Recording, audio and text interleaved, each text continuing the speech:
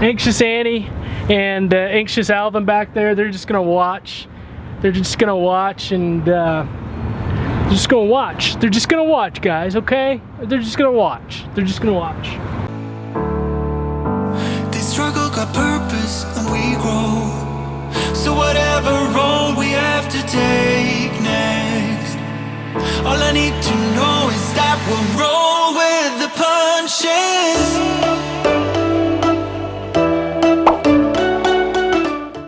Alright y'all, I'm headed to the Peanut for lunch, and what do you think I'm gonna order? What do you think I'm gonna order from the Peanut? If you've been to the Peanut before, you know they're famous for something. No, it's not. It's not the BLT. It's not the BLT. They're famous for their wings, y'all. They are famous for their wings. I'm going to the Peanut to get some wings. Peanut 127. Yeah, I'd like to order carryout, please. Alright, can I start with your last name? Floyd. F-L-O-Y-D. Okay, what can I get started for you? Can you order the wings a la carte? We can do 6 wings or it doesn't need or anything. Okay, I'll do six wings. Okay. And that'll be it. Any regular blue cheese? Actually, just no thanks. Okay. Yeah, that's it. Okie dokie, we'll have that ready in about 20 minutes for you. 20 minutes, thank you. All right, guys, I was just sitting here and waiting for lunch, and Anxious Annie and her dog, Anxious Alvin, decided to show up. And thank you guys for coming. I ordered some wings if you guys are hungry, so we'll have some wings. Anxious Annie was telling me that she's not feeling too well today, so she may not do a whole lot of talking. I asked Anxious Annie to introduce herself, and she's a little shy on camera. She's a little shy, so she just off camera she said, hey, can I tell you a little bit about myself, and then you can you know, tell your people. And she said that her and Anxious Alvin would just sit here while I do that, and I said fine. She basically, so this weekend I was walking and I just saw Anxious Annie. Should I call you Anxious Annie or just Annie? What should I call her? Okay, she said I could just call her Annie. So, well, she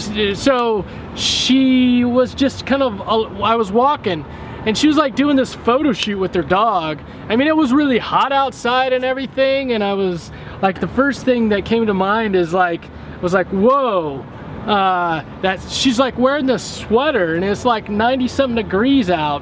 And I was like, oh my goodness, there's that lady over there, she's taking pictures with her dog, but she's got a sweater on. I was like, what in the world is she doing with the sweater on? It's the summer. Well, she told me basically that that she's taking fall pictures. Like, she's taking fall pictures and getting ready for fall. And she's got some really cool pictures that she's gonna post on her IG. And I was like, all right, cool. And I just started talking with her, and so got to know her a little bit. And she just told me, yeah, I told her that about Midwest anxiety and just how cool, you know, we go to places and eat and do all this stuff. And she started talking about her own anxiety and how when she was a kid that she struggled sleeping on her own. And you know, so her mom and her dad didn't know really what to do, and so they basically just said that she could sleep in their bed. And so she basically slept in their bed for a really long time.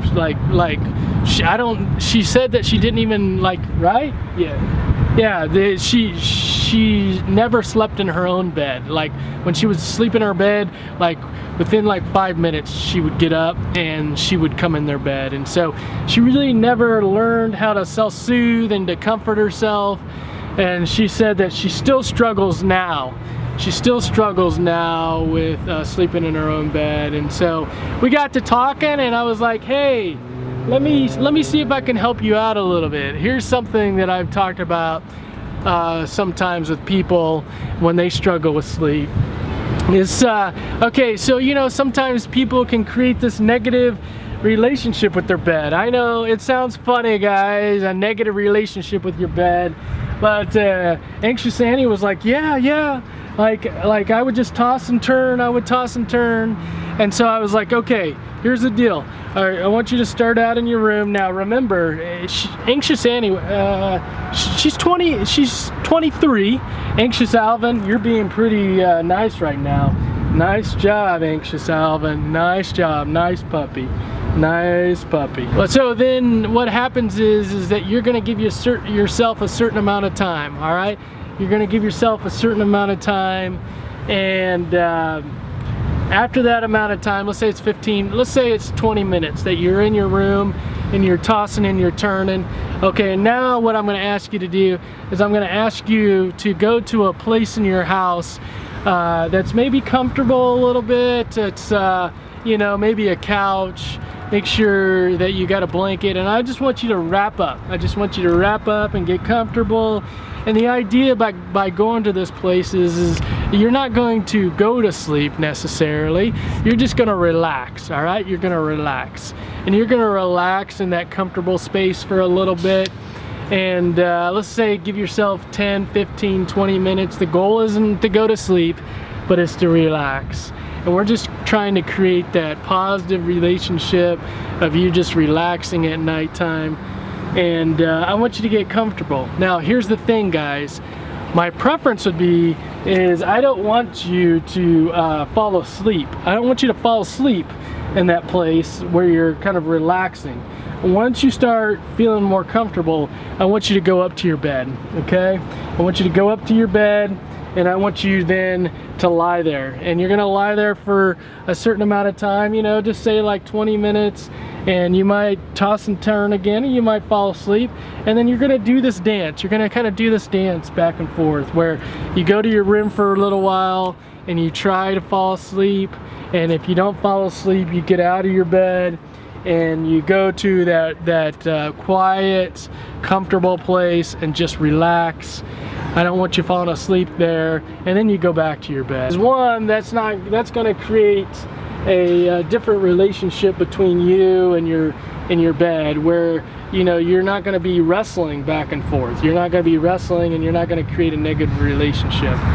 The other thing that it's going to do is it's going to allow you to maybe get this idea that I don't have to fall asleep right away, that I don't have to fall asleep, that I'm just resting. And if I actually fall asleep, then that's great, but my goal for the night is just to relax. My goal is to relax. And so guys, the idea is, Annie, the idea is that if you're just relaxing, then you're in a more controlled space that you don't, I mean, just think about it. When you go to try to fall asleep, how hard that is just to fall asleep. But if you say to yourself, I'm just gonna sit here and I'm gonna just relax. I'm just gonna relax and I'm gonna just chill out, and I'm just going to, you know, if I fall asleep, I fall asleep. Then just think how much more comfortable, how much more control you are of that situation, right? Seriously, y'all, join me this Saturday for CBT 101. Before these buses, y'all, before August, these buses are gonna get rolling again. Stress is gonna get rolling again. Well, stress is already rolling. It's been rolling all of 2020, right? But August life, that fall life, school, everything else is gonna get big rolling again, y'all. CBT 101 this Saturday, 11 a.m. online, live online. It's easy, it's an hour. Learn lots about thoughts, feelings, behaviors. Y'all, go get in before all this starts rolling. All right, guys, I got 6 wings, and these are full wings. I'm just gonna say it now. These got to be the biggest wings in Kansas City for sure, for sure. None of those little drummet, you know, none of those like bone out wings. These are the full wing. All right, guys, I would recommend not a paper towel, but a a towel. You got to get a towel, okay? So just go ahead and put this over your shoulder like this, because you're gonna need it. You're gonna need it. I mean, go in like that. I mean, you're eating a full chicken wing here. Okay? Okay. Guys, I'm gonna tell you something right now. The peanut, the peanut is one of the few places that is gonna get grandfathered, okay? The peanut is one of the few places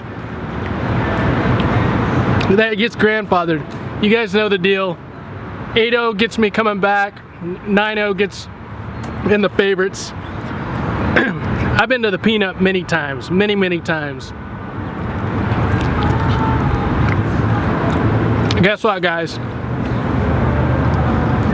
I'm going 9.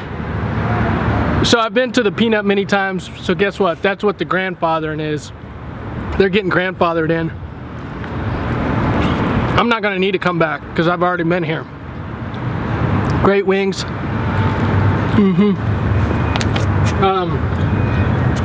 We're gonna say, that's great taste. That's great taste. That's a full chicken. 9-4. 9-4. We're going to 9-4. So let's see here. If you go to, you can check out all of our faves. You can go to MidwestAnxiety.com, and then there's a tab at the top for favorites. You can go to that, and you can check out all of our favorites. Coffee houses. I don't know if there are wing places or not, if there's too many wing places. So we're gonna put this under restaurants for now. So you see Mission Taco, #1, Westport Flea Market, #2. And then you see Coco Bolos there. We're gonna slide Coco Bolos down. We're gonna slide Coco Bolos down and to 4, and we're gonna put the peanut 3 with that 9-4. I've had these wings. They're great. You guys should get them. They're great. 9-4. So we got Mission Taco, Westport Flea Market, and then we got the peanut. I'll add the peanut in, and then we got Coco Bolos, guys. 4.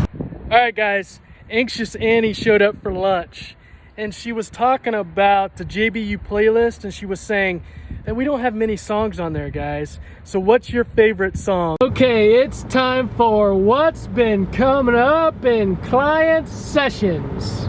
Here's what I love, right? So typically when I'm working with a child, it's always to be expected that the child believes that they are doing everything wrong, or they're the ones in the family that needs the help or the therapy.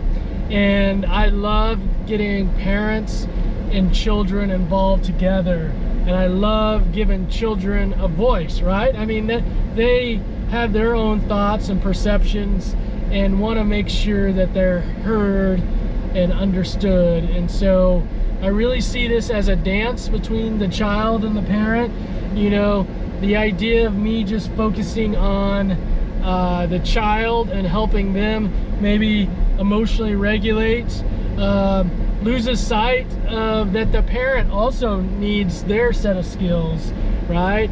And maybe the child, when we're just focusing so much on the child, right, that the child feels like, wait a second, Mom, Dad, they're yelling at me.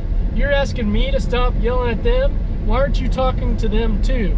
And so I love, just in a session, really just to put myself in the middle, and we just really play this out.